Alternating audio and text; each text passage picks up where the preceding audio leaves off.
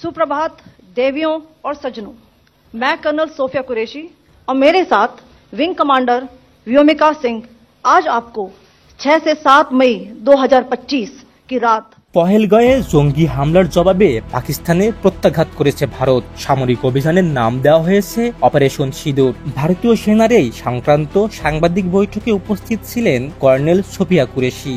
এরপর থেকেই আলোচনার টেবিলে এসেছেন ভারতীয় এই মুসলিম কর্নেল। কিভাবে পাকিস্তানের জঙ্গি ঘাঁটিগুলোকে নিশানা করে ধ্বংস করা হয়েছে, উইং কমান্ডার ভূমিকা সিং এর সঙ্গে সাংবাদিক বৈঠকে তার ব্যাখ্যা দিয়েছেন। সোফিয়া ভারতীয় সেনার গুরুত্বপূর্ণ পদে আছেন। ভারতীয় সেনার সামরিক যোগাযোগ ইলেকট্রনিক অভিযান শাখার অন্যতম শীর্ষ অধিনায়ক সোফিয়া। ৩৫ বছরের এই অফিসার সেনাবাহিনীর একাধিক যুগান্তকারী সাফল্যের সঙ্গে যুক্ত।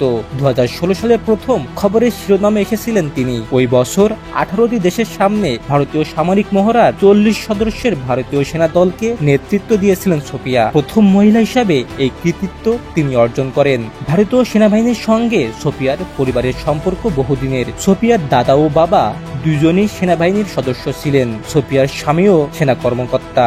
যখন ধর্মকে পুঁজি করে ভারত পাকিস্তানে যুদ্ধ অবস্থা বিরাজ করছে, ঠিক সেই সময় এমন মুসলিম কর্নেলকে আলোচনায় এনে ঐক্যের বার্তা দিলেন ভারত সরকার, এমনটি মনে করছেন রাজনৈতিক বিশ্লেষকরা।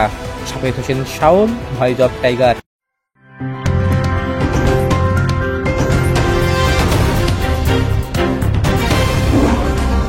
Voice of Tiger.